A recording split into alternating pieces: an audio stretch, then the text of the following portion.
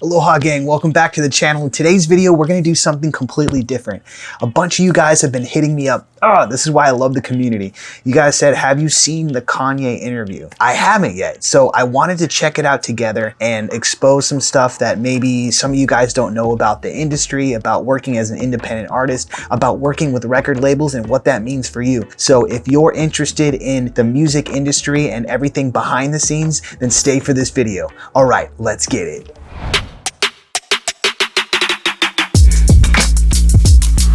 Yeah, so everyone's been sending me this video of Kanye on Joe Rogan. I love both of these guys. From what I heard, the things that Kanye was saying and sort of exposing about the industry, I thought was really important. I haven't checked it out yet. I wanted to wait till I got together with you guys so we could learn some things together. So let's go ahead and jump on in and check it out. This is the time, you know, when the Constitution was written, that was an innovation. Now, the world is innovated all around our political system, but we haven't innovated and simplified our political system. So I met with this gentleman, Sam, one of the founders of Y Combinator. So Y Combinator is a contract that my friend, the head of Dropbox, used, and that a lot of tech guys use, and it's a standardized deal. So one of the ideas I had when I was as I'm in this process of innovating, I'm not in war with the music industry. It's just, it's time for us to innovate. And we need to have contracts that make sense with exactly how we sell music. So, you know, people, every vicinity, and that's like every 20 years, that's like decade is 10, vicinity is 20. And as you see now, it's like the world is just stopped for a second. And there's an opportunity to look and say, what are the things we need? What are the things we don't need? So I don't know if you saw when I posted my contract, I had 10 contracts that kept on putting me inside a labyrinth. And there's things that we don't need. Now, I believe. Okay, so what he's talking about here is a lot of the contracts that their labels are still using are labels that were based off of CD sales. And obviously those favored the record label. I mean, if you go and you research why did we pay $20 for CDs back in the day? It doesn't cost $20 to make a CD. It costs pennies to make a CD. So why were they charging $20? Basically, that was just some number that they figured everyone would pay, and we did pay for it. And the artist probably got $1, if that, from those CD sales. And they're still using those sort of contracts to tie down artists, even though now for every stream, you're making like 0.00001 per stream. So it doesn't reflect exactly what Kanye is saying. It doesn't reflect how the times are changing. It's an old system. The people that are running it are from, you know, back in the day, Jimmy Iovine, all these guys that were coming up in the 60s and 70s, and they think that it still runs like that.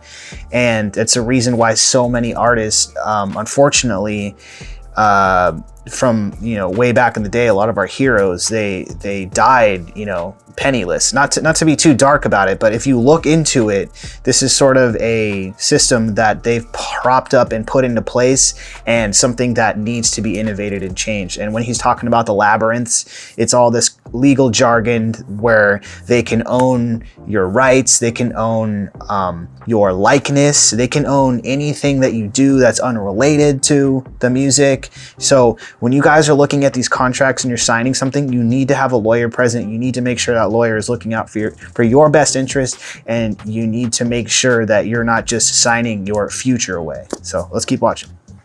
This is awesome.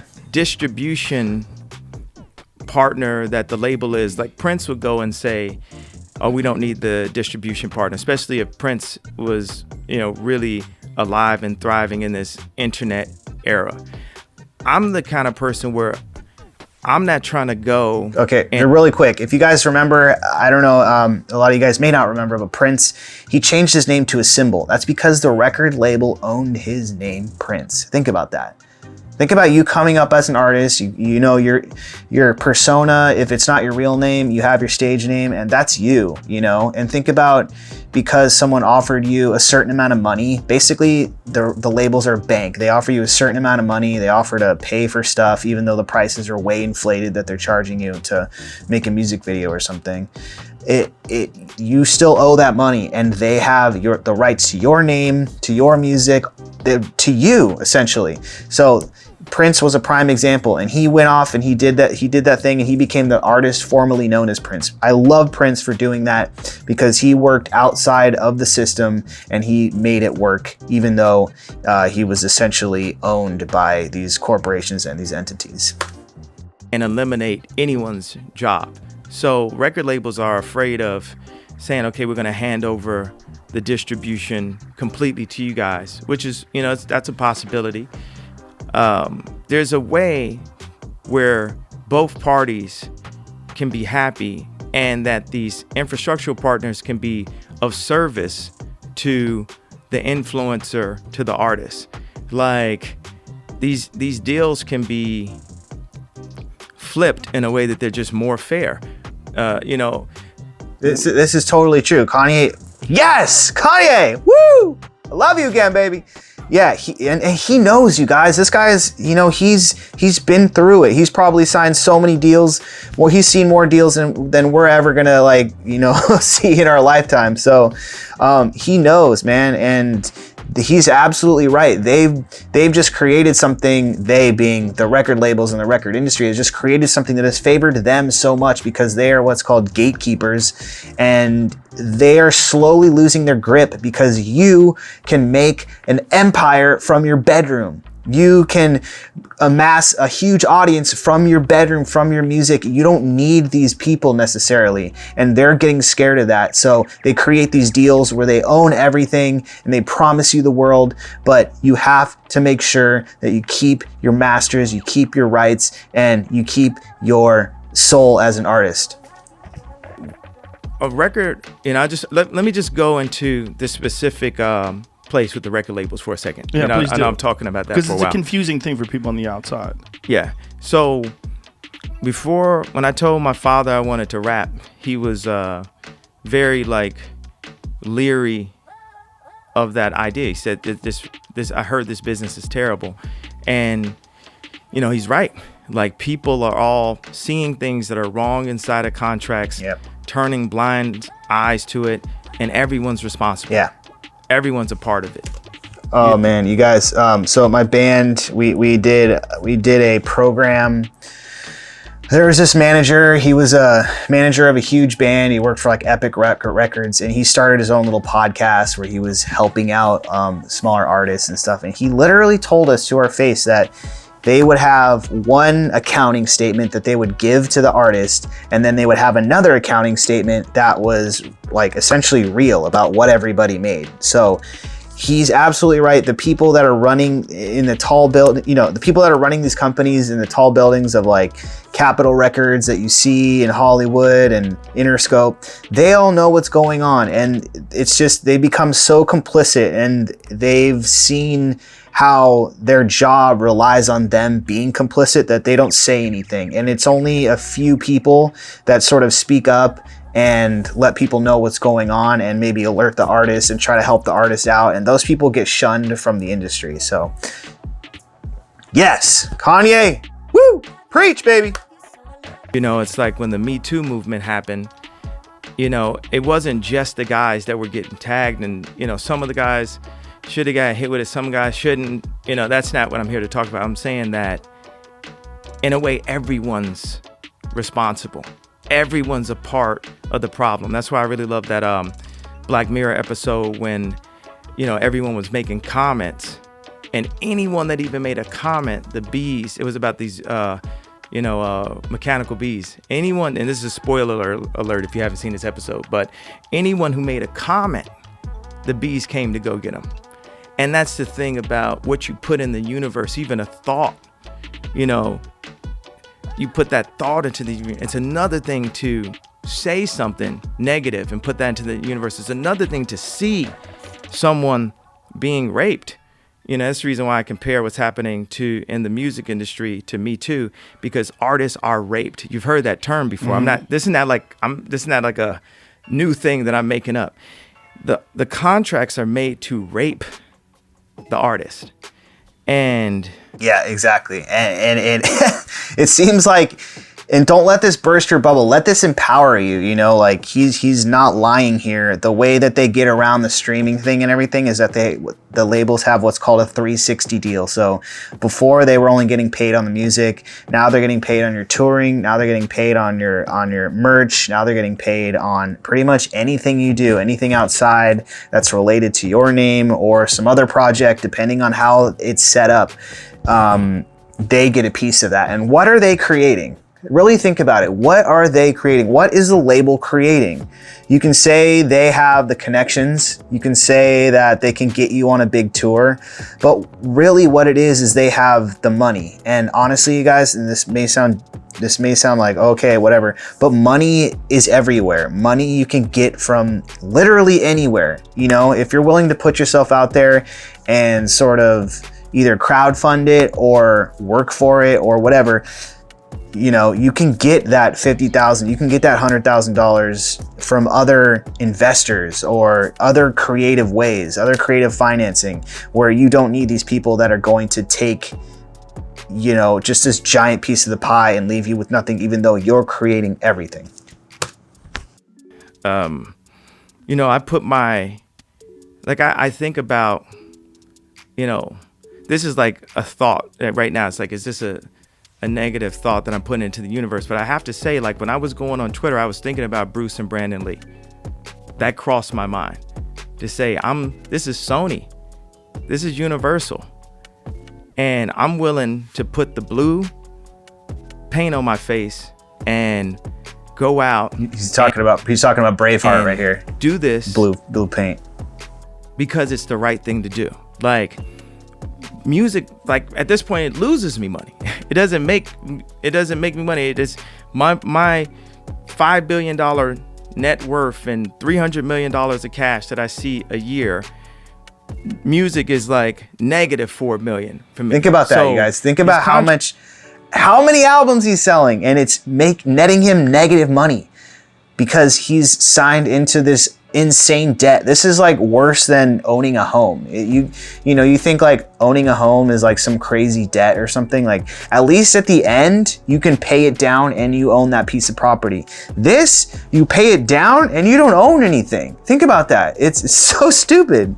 Tracks for me were kind of like Wangro in Heat, where this guy had everything, but he still said, Wangro messed up this heist that we were gonna do.